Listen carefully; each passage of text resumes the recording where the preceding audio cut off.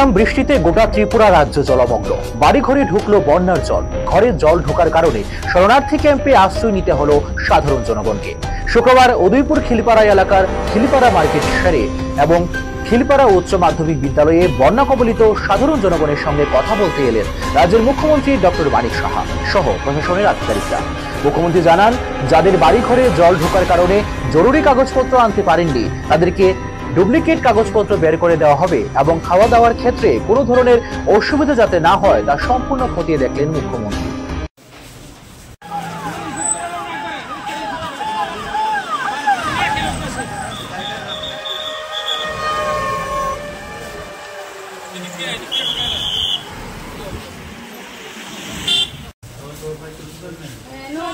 আমরা যথেষ্ট আমরা উপকার পাইতেছি, খাওয়ান পাইতেছি, বাচ্চারা টিফিন আমরা খাওয়ান সব দিক দিয়ে আমরা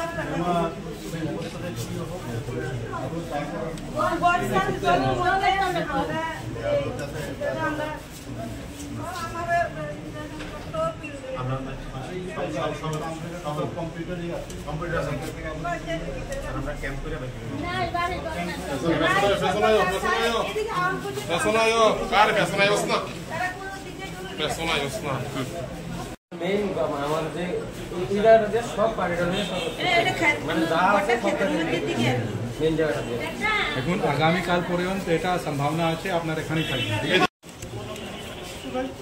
সব কিছু শেষ হয়ে গেছে, যথেষ্ট যেতে পারছি।